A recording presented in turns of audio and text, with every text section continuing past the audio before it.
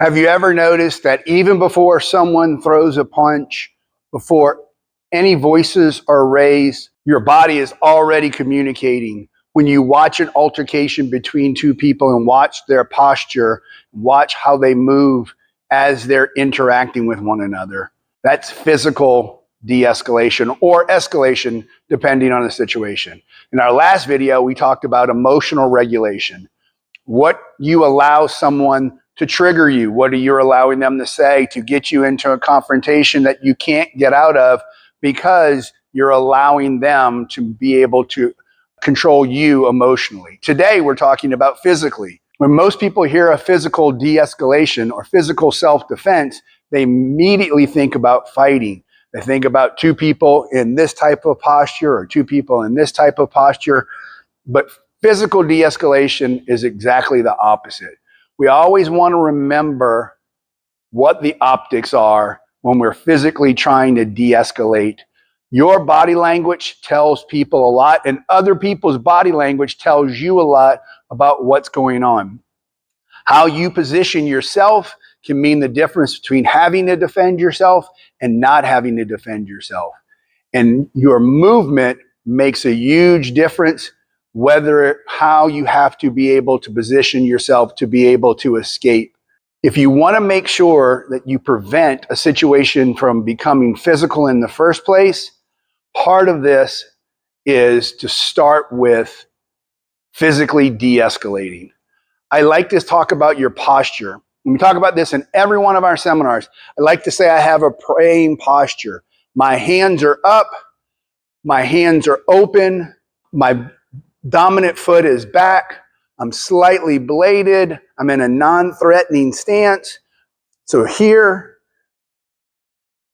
I'm far enough away to where that person is at least not in arm's reach. My hands are visible, they're open, they're not clenched, I'm not squaring off, I'm not making big movements, I'm not getting in someone's face, I'm relaxed, I'm calm, trying to not only physically posture myself, but verbally de-escalate the situation. You want to have confidence in your abilities to defend yourself and also confidence in how you move. You don't want to be confrontational, but at the same time, you don't want to appear weak. You want to think about how you look and where you are, and how you think about, most importantly, is when you're in a situation, where is the exit that you have to go to?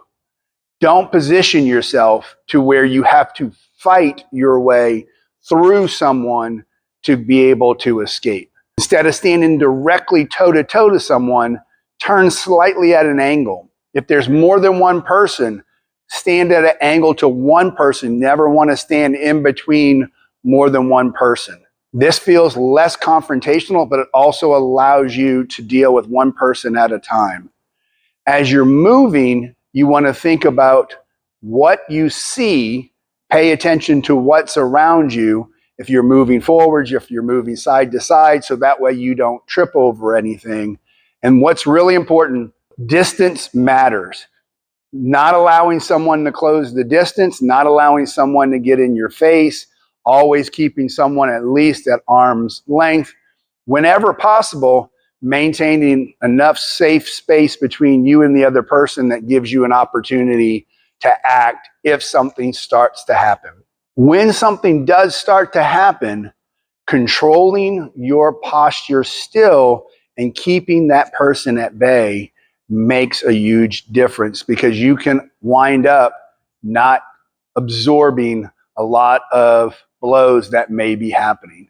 Here's the thing. More options, the more the situation changes, the more we have to adapt to what we're doing in the situation. Don't think about what to do.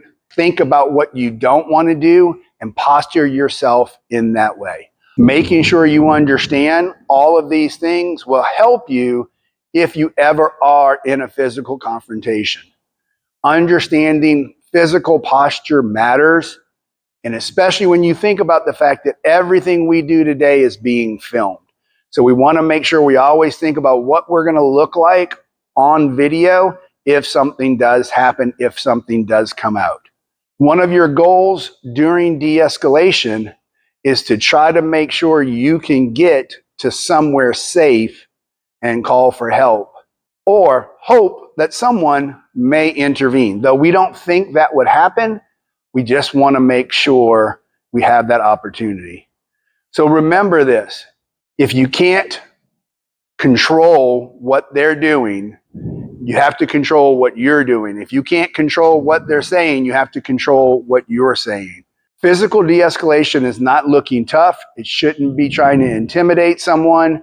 It should be trying to bring the temperature down in the situation. And if you're able to walk away from a situation. Don't think about winning and losing. At Silverback Self Defense, we spend a lot of time talking about how to get out of the situation before the situation starts. The last thing we ever want to do is to be in a situation where we have to defend ourselves. In our next video, we're going to talk about verbal de-escalation and what you say when you say what's happening to try to talk yourself out of that. Look forward to seeing you on the next video.